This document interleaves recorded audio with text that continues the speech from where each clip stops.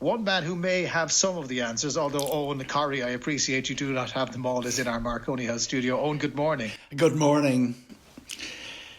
There is a real challenge here, isn't it? We don't have the answer. Are we going to have these digital certs on time if people are trying to get away from the 19th, from day one?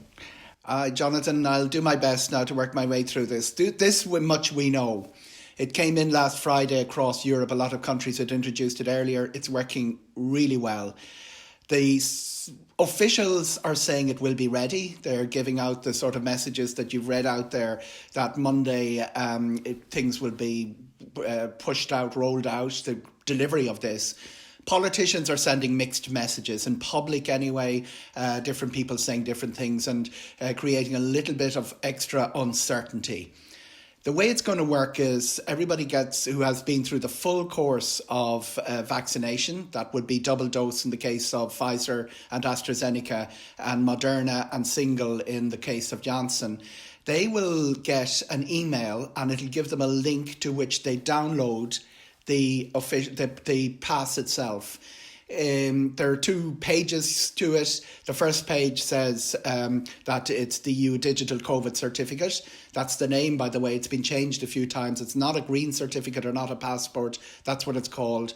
And the second one will have the key element, the QR code. That gives an indication to anyone who scans it of the identity of the holder, which is very important because it must match the identity on the boarding pass and the passport, and also the batch number, the vaccination, where it was delivered, and what type of vaccination it is. That's significant as well for a couple of other reasons we may return to. So that's pretty much, there will be, as with all the vaccination issues, a little bit of a difference with the GPs, the GP data not coming back as quickly as the online health portal, and they're talking about sending it out by post. But the idea is, and the numbers here are ginormous, that the people who have been delivered the full course will all have at least a code to scan in and get their digital cert before July the 19th, Jonathan. And that sounds great, right? And we can do things quickly when we want to, and fingers crossed that'll happen. A couple of questions, Eoghan, and you may not have the answers again, but you have a better indication than I have. What about children? Children won't have been vaccinated, and you can split them up into 2 age cohorts, the under 12s and those who are aged between 12 and 18 who could, in theory, get a vaccine but are not being vaccinated yet. Are they going to be treated anyway differently by other countries? It's pretty straightforward for everyone who's been through the full course of vaccination, but very little will have changed after July the 19th for those who have not. That means that there will be requirements in both directions. In the Irish case, we don't know if we're going to update that requirement that everybody must self-isolate for 14 days, and they also need a PCR test before their return. The 72 hours before the return. Outbound, almost every country accepts an antigen test. Now, one of the problems with this is the number of agencies involved and the number of people who will be reading this information, Jonathan. For instance, the health authorities are the ones who are issuing it. The Department of Justice are in charge of the people coming into the country to read the codes as they arrive in the country from other countries and Irish returning citizens. And also the Department of Foreign Affairs is in charge of travel advice. So within all of that, we have another level of uncertainty. The question as it relates to children is that under 6 returning to Ireland do not need a PCR test, but it does look like that gap in between the 6-year-olds and the vaccinated are going to still require a PCR test on return. Outbound, it varies from country to country. Spain and Portugal have moved their requirement from to 12. So everybody under 12 doesn't need a test going in that direction. That'll be an antigen test to those 2 countries. It's easier to break it down, actually, Jonathan, because 70% of our outbound is to those 2 countries. But therein lies all that question about families And we also have moves by countries like France and like Malta where they will pay for the test to boost their own tourism. But all the uncertainty... The tests will be required. Still required. Unless you're through your full course, Jonathan, no shortcut here. In one line, you're still required. You'll still be restricted. The test will vary from country to country. And then I was talking to somebody who was looking at going to Malta on their holidays, and they were talking about news reports that suggested that children aged 5 to 11, they can travel if they're accompanied by their vaccinated parents, provided they provide a negative PCR test. But if the children who are aged between 12 and 16, they will not be allowed to travel unless they have been fully vaccinated. So we could have a situation whereby individual countries have individual rules and people have to be very careful. That's exactly what's happening at the moment. It's a Rubik's Cube of different rules for different countries. Malta has one of the lowest rates, next to Romania and Poland, lowest rates of infection in Europe. So it's a good place to think about. As you said, under 12 seems to be the standard across Southern Europe. And Southern Europe is more enthusiastic about this than Northern Europe for obvious reasons. Tourism is a bigger part of their economy. Under 12, I see a pattern where countries don't require testing or vaccination, and over 12, they require the test. As I say, antigen is pretty much accepted across Europe except here.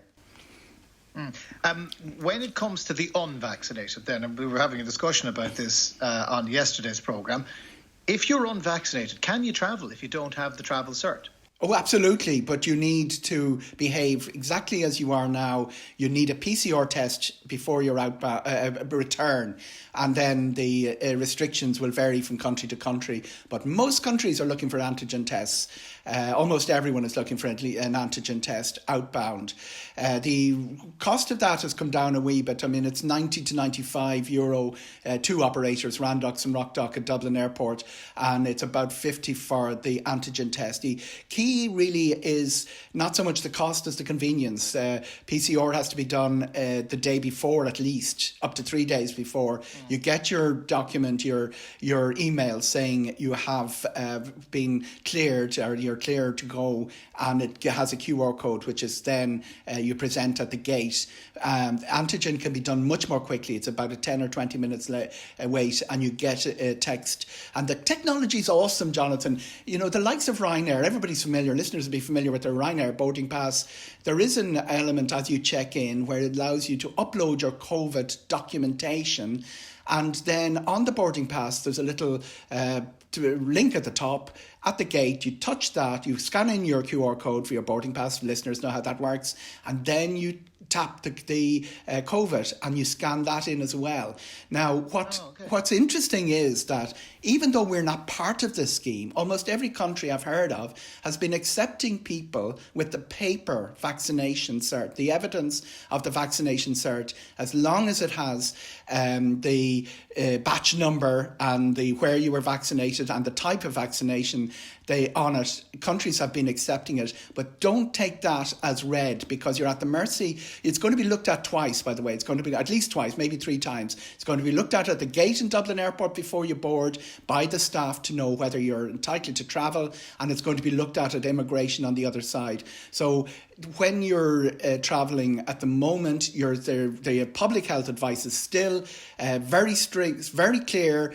No non-essential travel until July the 19th. And those that are travelling for essential travel have been using the paper cert, because the whole of Europe has introduced this, and a lot of countries aren't quite clear what's happening in Ireland. Well, it's still a fluid situation, and it's changing, which gives rise to my next question, Eoghan, Corry. What happens if, because of prevalence, or you get unlucky, or somebody in your travelling party falls ill while you are away? Does that throw up the possibility that you can't return when you wanted to return? So in other words, take one of the kids, one of the teenagers who's travelling with a family falls ill because they were unvaccinated, they had a negative PCR going out, they caught it while they were on their 2 weeks abroad.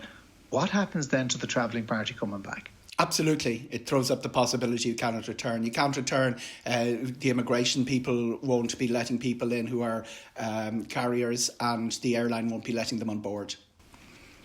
So in other words, it is not without risk. this, and I'm not talking about the risk from COVID necessarily, the travelling abroad, it's not as straightforward and easy as people are used to. Yes, it can be done, but it's tricky. Tricky is an understatement. We're not getting our old lives back on July the 19th by any means. What we're getting is a workaround. A nightclub in Manchester. At which point you can fill your booth. Well, it's interesting that different, the different countries, the levels of lockdown and vary from place to place. But we are one of the most severe, and it's only when you actually travel that you see what level and what people are looking at. For instance, in the Euros, when you see what level of unlocking has taken place in other countries. But to say it's still a process which will involve, which carries all the risks that we associated with pandemics in the past. I flew, for instance, through Ebola. I was in Africa quite a lot during that 2 years when Ebola, I remember COVID as a 2% mortality, Ebola at 20%. So the notion that we're getting our old lives back it's not going to happen that way. What we have is a workaround, a facility to allow people to move. And the difference in attitude, Jonathan, is that in Brussels, they regard our 27 as one economy. They regard people moving from Germany to France, as people do, as the equivalent of moving from Cork to Kerry, whereas we have, since the start of this, been quite uncertain of our relationship with Brussels and our relationship in the European community as regards the travel rights, which were all written in a simpler, less risked age. We are an island that's attached to another island, as opposed to being part of the bigger block. And I think that the psychology of that kind of kicked in. And as everything that went wrong in Britain filtered into this country by default, I think that coloured a lot of our perception. That said, some people are going to go on holidays. And Eoghan, Corry, I'm sure they're going to have a lovely time and they're going to really enjoy it. But complicated is one way of describing it. We'll see how those certs go over the next little while. Eoghan Corry, editor of Air and Travel magazine, thank you so much. Always a pleasure, Jonathan. Hope I cleared something up.